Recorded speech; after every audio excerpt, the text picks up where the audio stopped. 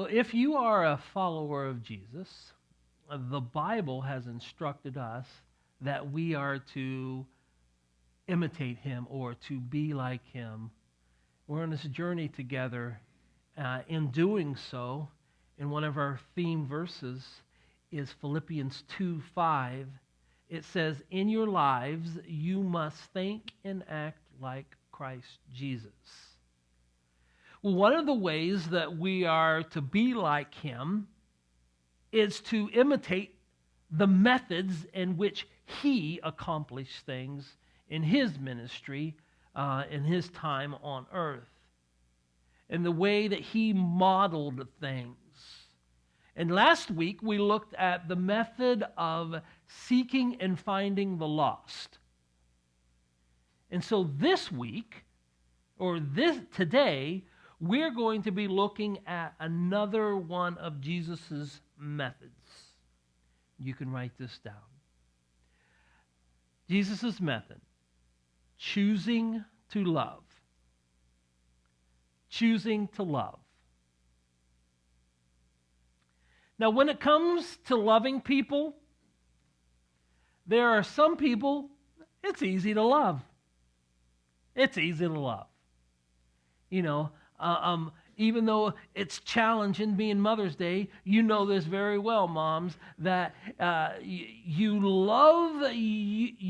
choose to love your babies some days because it's not always easy. And let's be honest, loving some people is hard. It's a challenge. Why? There's just some people who exhaust you. Yes? And you see them right in your mind's eye right now, right? The people who are needy and clingy, and the people who are either selfish or bossy or disrespectful and or just mean-spirited. And there's some people that they're just hard to love. And truth be told, some people are hurtful and have done things to you or done things to some of your loved ones. And it's not only hard to love them, it's hard to like them. And yet, Jesus is calling all of us to choose to love. But he took it one step further. Even people that are hard to love, even when you have a right not to love them, Jesus says, I want you to love them anyway. And what the beauty of Jesus' life is not only he tells you something, he models it for you. He never asks you to do something he has not willing to do himself. The Bible says, while we were still sinners, that word sinners means enemy. While we were still his enemy, he died for us because, yes, he loves us. Oh, how he loves us. Because he chooses to love. So he gives examples about this is the way I want you to love or choose to love. Matthew 5, starting in verse 38. Jesus is saying, you have heard the law that says the punishment must match the injury. An eye for an eye and a tooth for a tooth. But I say, do not resist an evil person. If someone slaps you on the right cheek, offer the other cheek also. If you sued, if you are sued in court and your shirt is taken from you, give your coat too. If a soldier demands that you carry his gear for a mile, carry it for 2 miles. So primarily, Jesus is talking to a Jewish audience. And they were all about the law. They were all about following the laws of Moses.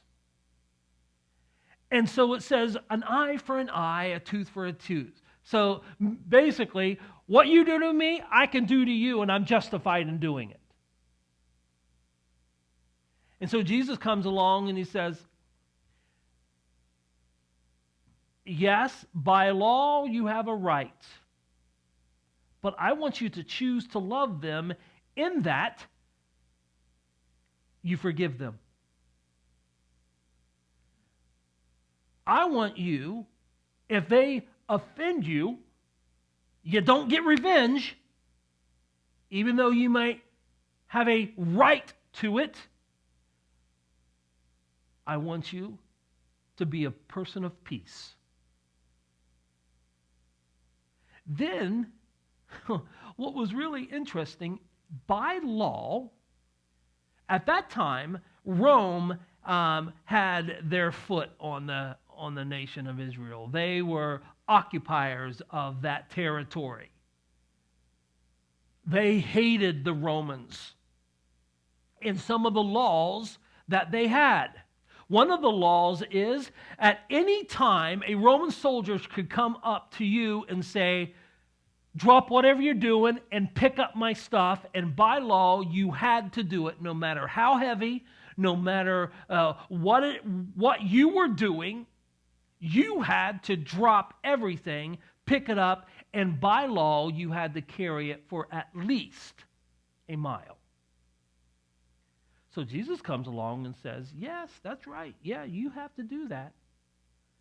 But this is the way I want you to love. Go ahead and go 1 more mile. Go 2 miles. I want you to go the extra mile in loving.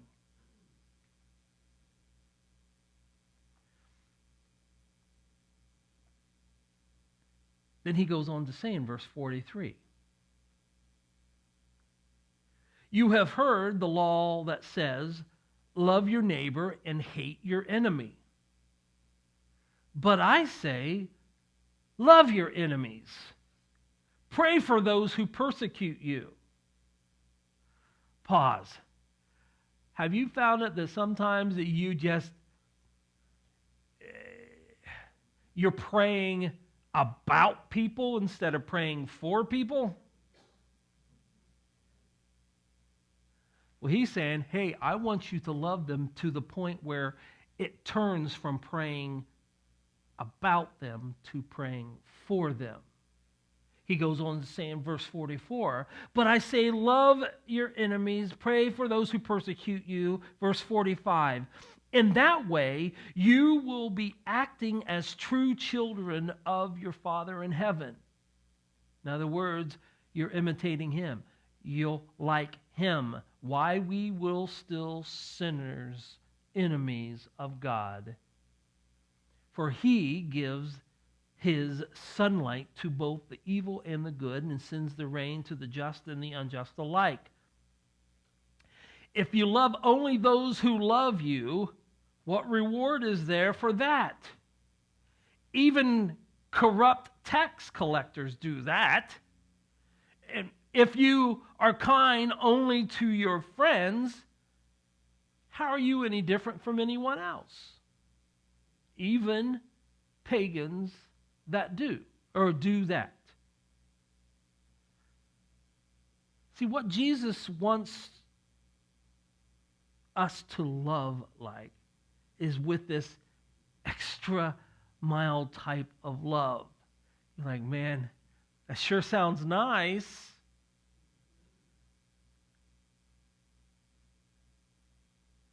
But Jesus says, yes, it does sound nice. because it's a choice. It is nice when you choose to love that way. And for whatever reason, in heaven, I don't know how this all works, but there are rewards in heaven for those types of things.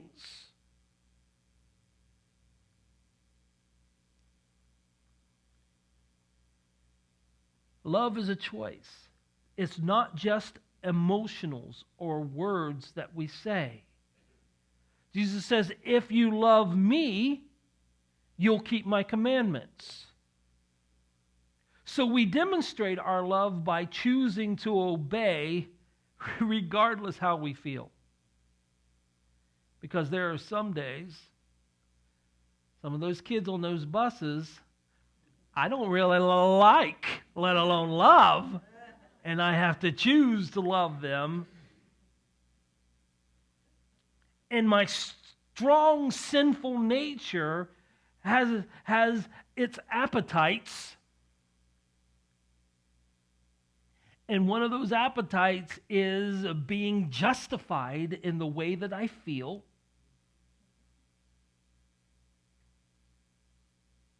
But he says, I want you to love more than words, more than emotions, because this is what I have come to do for you.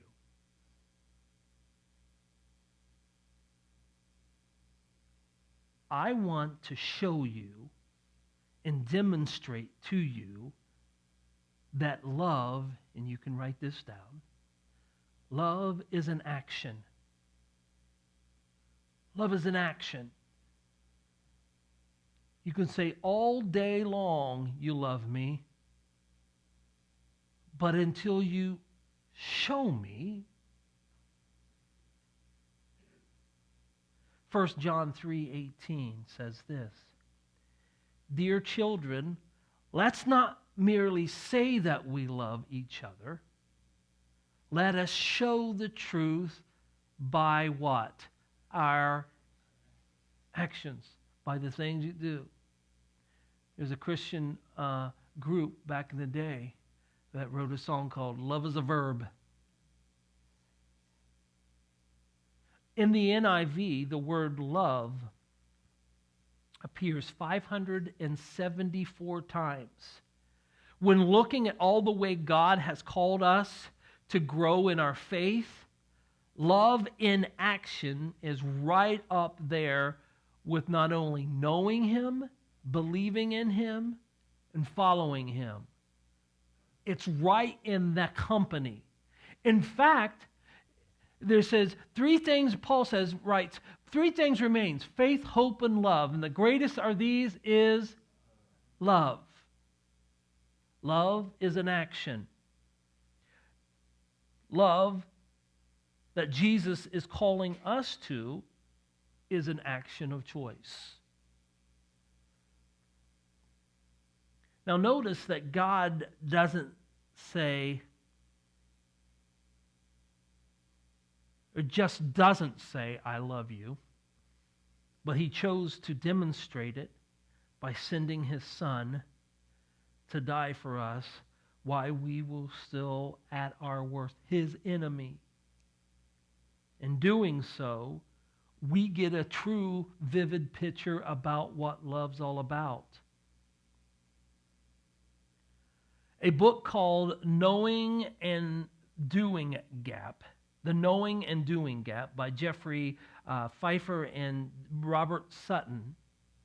They wrote this book in the early 2000s, and it's an organizational management book that explores the common problems in businesses and organizations. And they discuss that, that businesses know what they need to do to change or improve things, but they fail to act.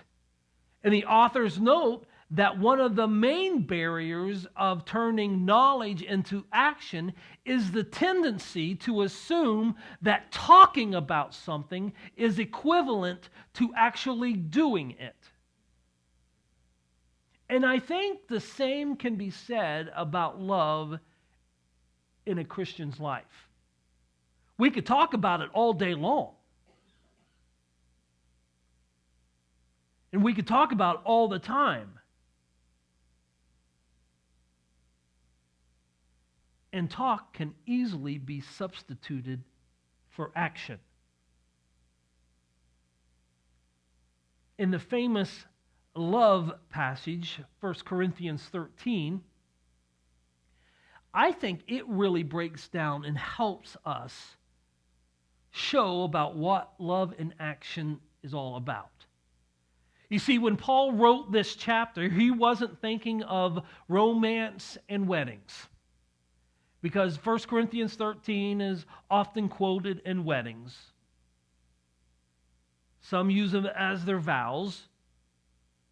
But if you really look about what chapter 13 is surrounded by, it's about controversy, disunity, fighting, suing, sexual immorality. It's all about a church who is so dysfunctional that Paul has to break down some things about spiritual gifts.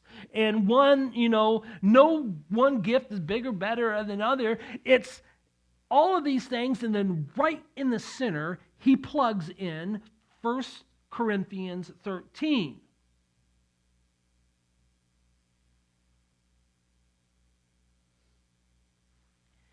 And when he says the word love, he uses the word, and you can write this down, agape love.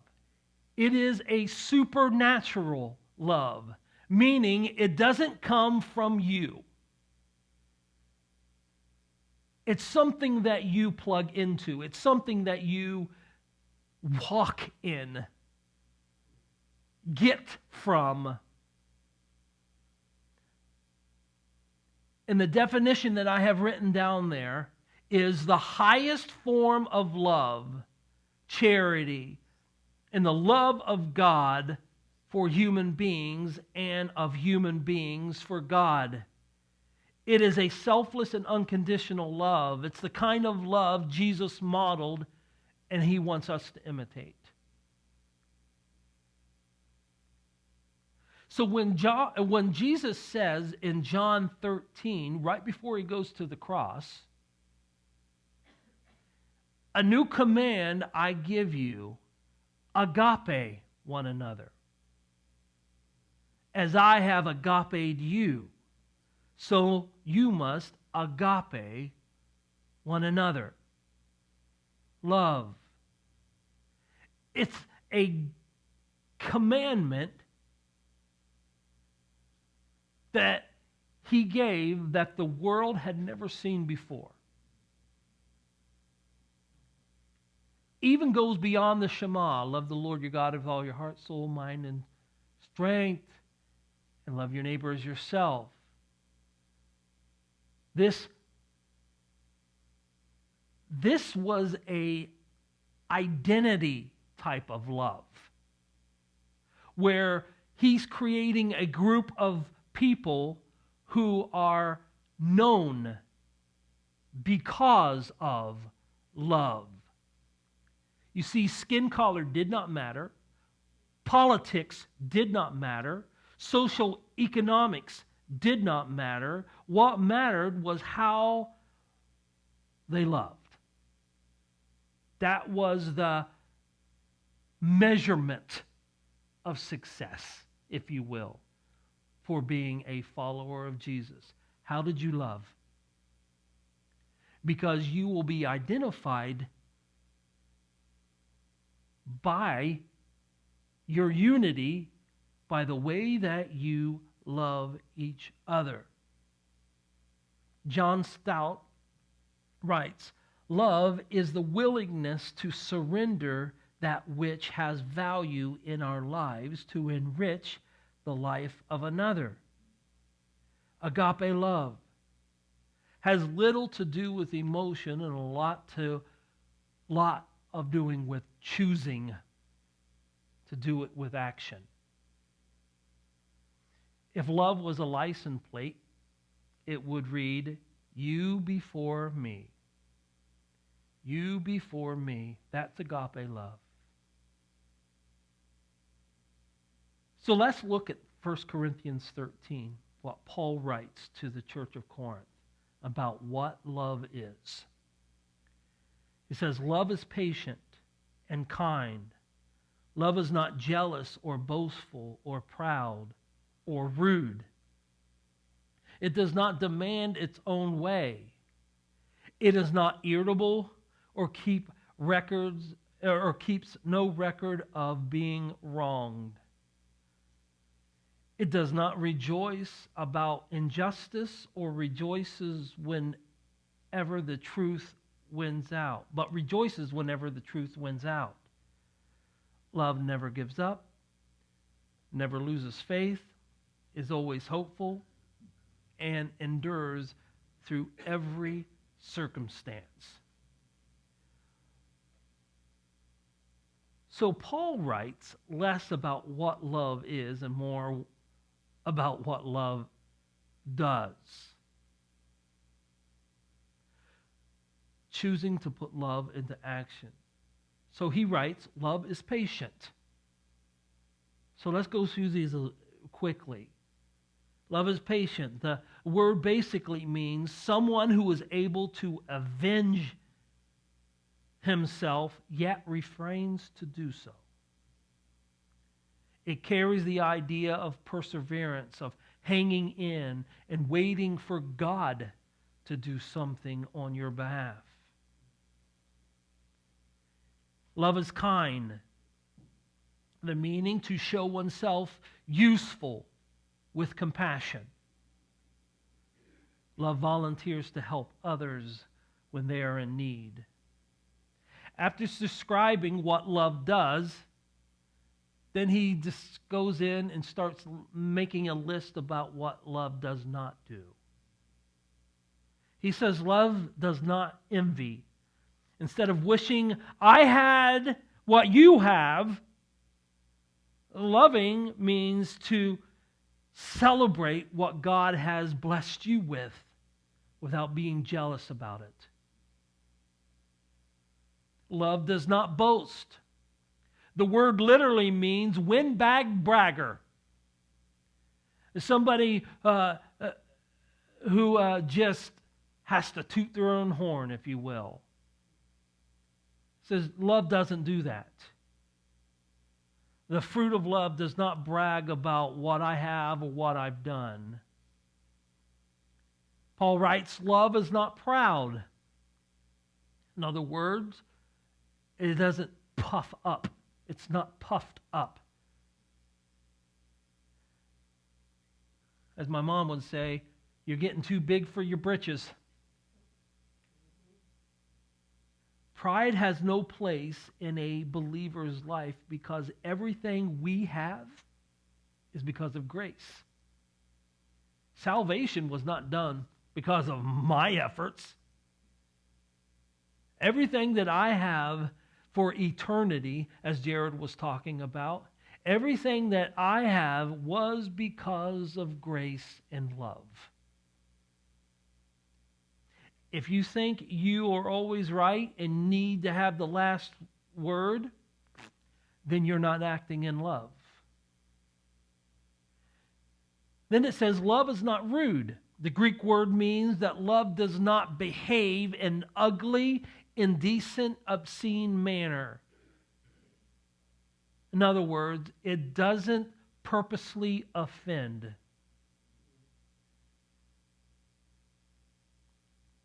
Love is not self-seeking.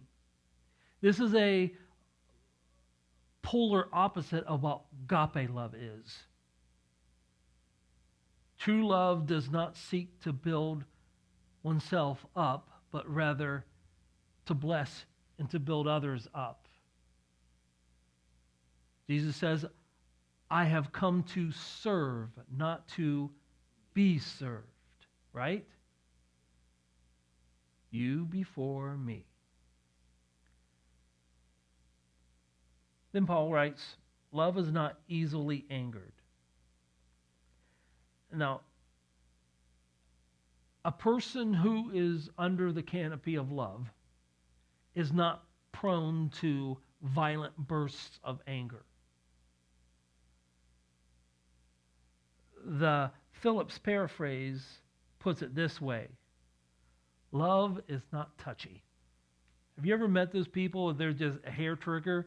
You're just afraid to say something the wrong way because they just go off on you. Paul's writing, that's not the type of love we need to model. We need to live by love, not to be easily angered. Then he writes, love keeps no record of wrong. This is an accounting term, meaning that we must not add up or itemize the failures of others. Instead of remembering everything that's ever been done, wipe out those wrongs and forgive by refusing to hold others hostage of their past.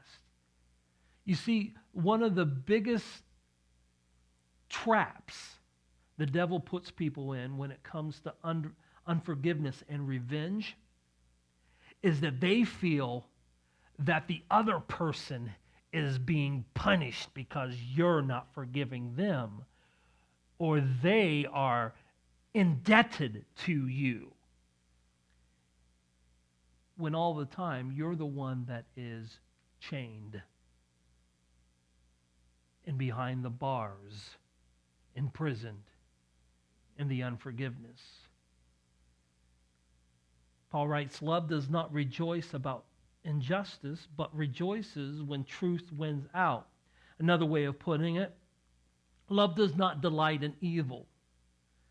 You see, Corinth was a trader's town. It was rivers came in, and it was basically the Vegas of the Middle East. It was an evil place. It had obscene idol worship and rampant sexual immorality. And the recent converted Christians in Corinth sometimes had a hard time shaking off the old habits. And so he was saying true love rejoices in what's right and what's good and what's pure. Anything that covers up a sin or seeks to justify wrongdoing is not godly love. Love does not sweep sin under the rug. Love does not try to find ways to get around things so they can do bad things. I was on a field trip a couple days ago, and a kid got on the bus. He says, "Today's a good day to do something bad." And I'm like, okay.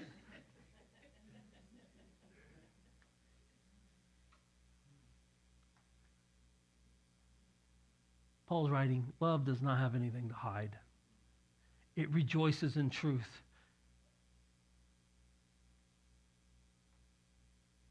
Then Paul goes into what love does. Starting in verse 7. Love never gives up, never loses faith. Faith is always hopeful and endures through every circumstances. And then the latter part of verse 8 says, love will last forever. The next chapter, Paul writes in verse 1, let love be your highest goal.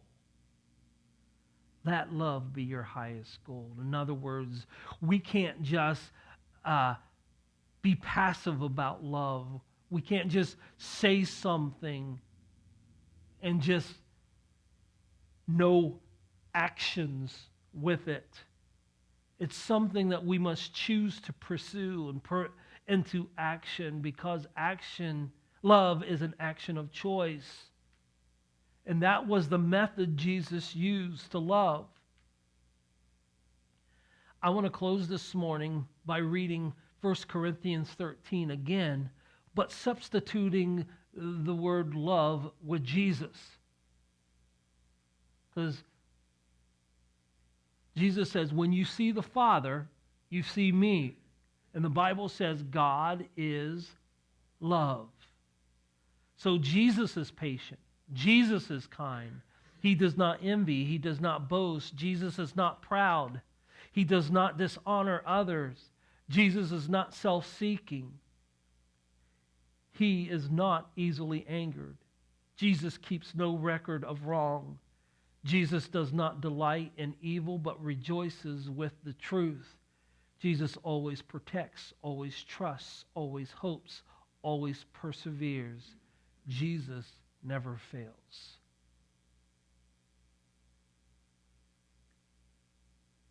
And we are called to be like that. Now, here's the thing. How do we do that? How do we do that? Let me close with the words of Pastor Ray Pritchard, who wrote, "How can we live this way?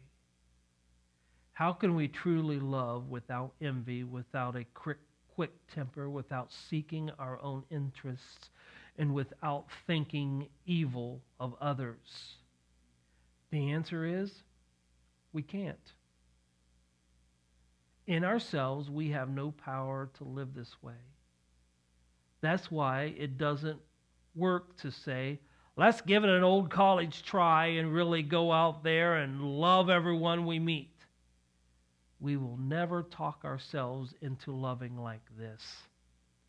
And the sooner we admit that fact, the better off we'll be. Then he concludes saying, sooner or later, we have to get down to the bottom of things and admit the truth. Oh God, I can't love like you. Lord, please help me. Let your love flow through me for their good and your glory. If you want a prayer to pray, if you want to love in action, just a simple, honest, God, I can't love like that. I need you to help me. Love through me for their good and for your glory. Dear friends, let's not merely say we love each other. Let us show the truth by our actions.